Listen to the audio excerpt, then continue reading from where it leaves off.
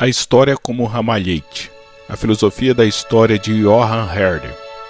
Talvez nunca antes na história da filosofia ideias tão explosivas e radicais se iniciaram a partir de um pensamento de um homem sereno, religioso e pacífico.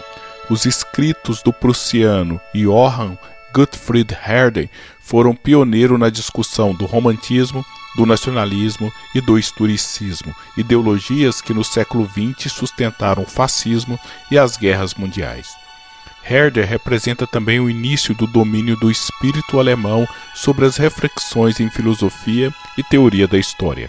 Antes dele, Kant já era reconhecido como um grande nome da filosofia, mas o pensamento kantiano, com seu cosmopolitismo e iluminismo, não reflete a maneira de ser e pensar do povo alemão.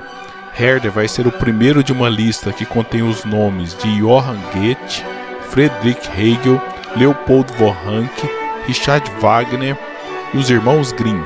Cada um deles mostra um pouco da alma alemã, a partir da literatura, da filosofia, da história, da música e do folclore. Herder nasceu no dia 25 de agosto de 1744 na Prússia Oriental, no seio de uma família humilde. Seu pai era tecelão e a sua educação foi voltada para os ensinamentos religiosos. Foi para a Universidade de Königsberg, onde foi aluno de Immanuel Kant e tornou-se amigo de Johann Hamann, dois homens que representaram uma encruzilhada intelectual na sua vida, sendo que o caminho de Kant o levaria ao iluminismo de matiz francês e o de Hamann o levaria ao romantismo de tonalidades bem germânicas. Foi ordenado pastor em 1764 e 5 anos depois teve a oportunidade de viajar para a França, onde conheceu os enciclopedistas e as obras de Rousseau. A viagem serviu para reforçar a sua convicção da necessidade de encontrar um pensamento alemão autônomo em relação à França. Em 1770, como tutor de um príncipe, foi para Estrasburgo, onde se tornou amigo do jovem Goethe e conheceu Maria Caroline, com quem se casaria 3 anos depois. Caroline foi muito importante na sua vida, pois além de mãe de seus 4 filhos, foi editora dos seus livros e trabalhou incansavelmente para defender a reputação do seu marido. Herder nunca seria um grande filósofo sem o suporte desta inteligente mulher. A partir de 1776 é nomeado um dos membros do Consistório de Weimar, importante cargo protestante na Alemanha. Em 1802 foi considerado nobre pelo reinado da Baviera, podendo ele e sua esposa usar o prefixo von junto ao sobrenome. Morreu em 18 de dezembro de 1803, sem experimentar em vida o reconhecimento intelectual por suas inovadoras ideias. Herder foi protagonista de uma reação estética e filosófica ao iluminismo ao fazer parte do movimento literário pré-romântico alemão denominado Sturm und Drang, Tempestade e Ímpeto em português. Uma pequena brasa que surgiu no século XVIII que viria a se transformar na enorme fogueira do romantismo no século XIX. Além de Herder, faziam parte do grupo Goethe, Schiller e Hamann. A premissa deles era colocar a emoção como contraponto à razão do iluminismo e do classicismo francês. Muito mais do que um ser racional, o homem é um ser dominado por paixões que determinam o seu ser. Um exemplo mais conhecido é Os Sofrimentos do Jovem Werther, livro de Goethe, publicado em 1744, que mostra a paixão profunda, tempestuosa e enlouquecedora de um jovem por uma mulher, levando-o ao mais extremado dos atos passionais, o suicídio. Antecipando premissas românticas, o grupo vai buscar no passado exemplos que revelam a espontaneidade da emoção frente à razão. Por isso, vai valorizar a poesia de Homero, a Bíblia luterana e os cantos folclóricos alemães. Herder não rejeitava apenas as ideias estéticas iluministas, mas também as filosóficas. Por isso discordou publicamente de Kant, seu antigo professor e um dos mais ferrenhos divulgadores do pensamento das luzes. Herder escreveu em 1784 o texto Ideias para uma filosofia da história da humanidade. E Kant respondeu no mesmo ano com o seu Ideias sobre a história universal sob o ponto de vista cosmopolita. O contraponto entre os dois fica evidente nos seguintes aspectos. Herder defendia o nacionalismo, sendo que o ser humano só se realizaria como sujeito integrado a uma nação. Kant, como o próprio título do seu texto indica, era defensor de uma federação de nações. Enquanto o sonho de Herder é um homem apegado às suas tradições nacionais, o de Kant é um homem que rompesse com o nacionalismo. Em Herder, o indivíduo está submetido à história, enquanto Kant buscava emancipá-lo. Em Herder, não temos condições de controlar o processo histórico, seja por meio de revoluções ou reformas graduais em direção a qualquer utopia futura. Kant e os iluministas acreditavam ser possível, por meio de instituições e revoluções, alterar o curso da história em direção a uma época mais livre, igualitária e racional. Daí Herder conceber que o indivíduo é mais importante do que o Estado, enquanto para Kant o Estado é mais importante do que o indivíduo. Se para Kant, só por meio das leis e de um governo legitimamente institucionalizado teríamos uma sociedade racional, em Herder, o Estado não é o guia moral da humanidade. Por isso afirmou, os animais precisam de donos, não os homens. Isaiah Berlin afirmou que Herder foi o mais profundo crítico do iluminismo. As suas principais diferenças com os filósofos das luzes são as seguintes. Para Herder, todas as épocas históricas são igualmente importantes, enquanto os iluministas valorizavam a sua época como o início do esclarecimento e o futuro como mais próxima ao progresso. Enquanto Herder afirmou que cada época é diferente e cada uma tem o centro de sua felicidade dentro de si mesma, Voltaire via os egípcios antigos como imbecis que construíram as pirâmides para satisfazer a grosseira ostentação de seus senhores. A concepção de história de Herder é organicista, enquanto a dos iluministas é mecanicista. Para os homens das luzes, o progresso era vislumbrado em termos de categorias universalistas, como liberdade, esclarecimento, fraternidade. Para Herder, o progresso deveria ser avaliado como um crescimento orgânico de uma sociedade específica no tempo. O progresso não é universal e as culturas, como uma flor, nascem, crescem e morrem. Simples assim.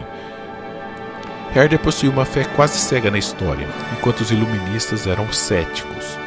A diversidade e a multiplicidade de culturas no tempo, muitas delas com práticas assustadoras e cruéis, levaram o iluminista como Gibbon a afirmar que a história é o registro dos crimes, da loucura e dos infortúnios da humanidade.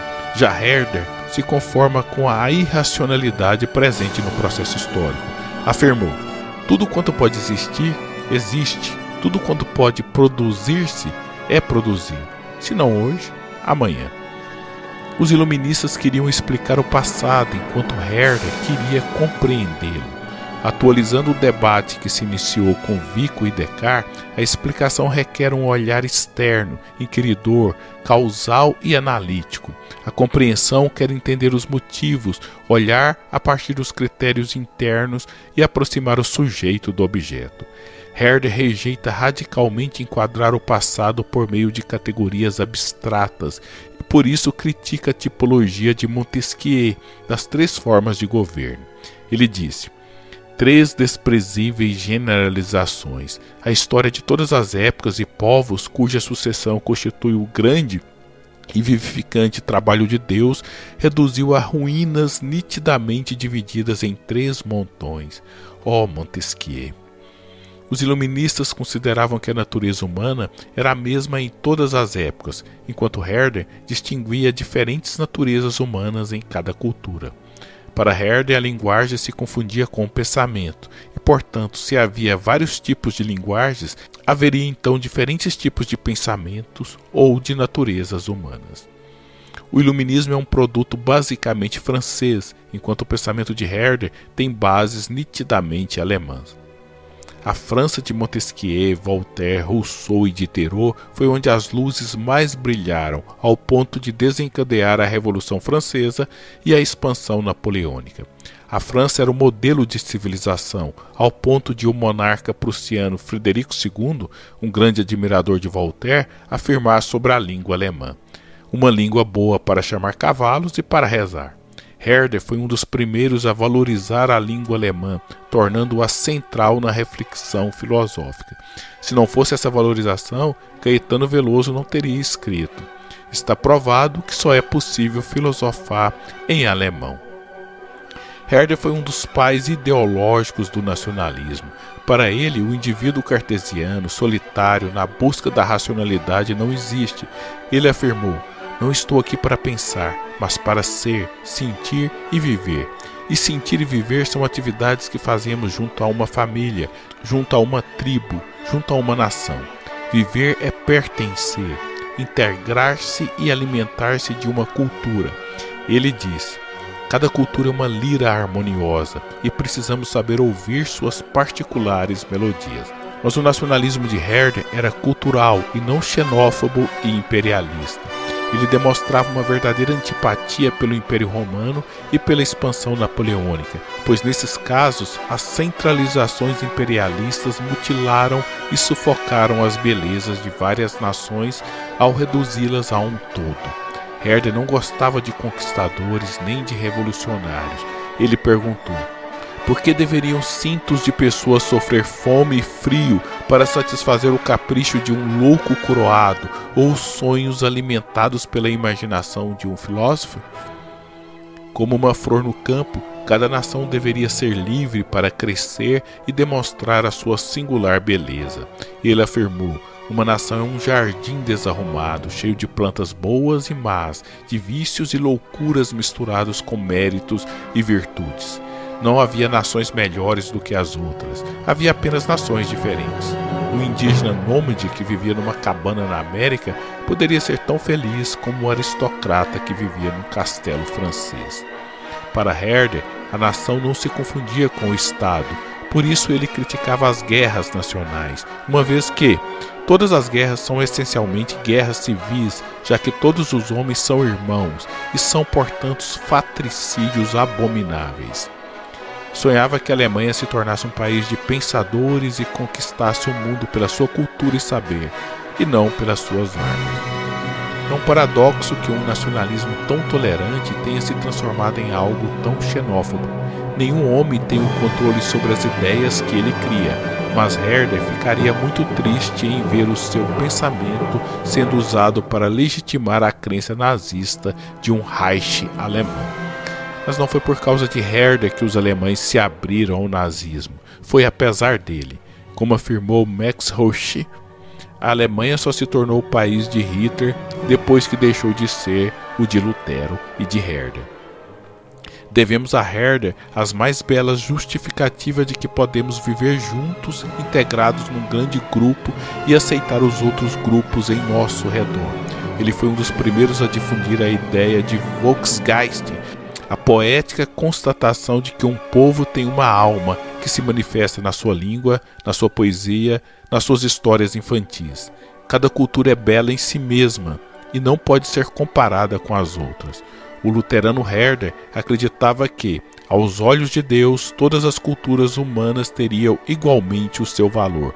Cada uma possuía o ideal de sua própria perfeição, completamente independente de qualquer comparação com os de outras. Herder pensava a história da humanidade como um belo ramalhete. Quanto mais flores, quanto mais diversificado, mais belo ele seria. O ramalhete é um presente que oferecemos às pessoas queridas em momentos especiais. Podemos inferir a partir disso que, para o piedoso pastor protestante, a diversidade da história humana é o presente de Deus para a humanidade. Amém. Olá! Se você gosta desse tipo de vídeo, você é uma pessoa diferenciada e inteligente. Então, venha fazer parte do clube, inscreva-se no canal. Eu sou o professor Eliezer e agradeço pela atenção.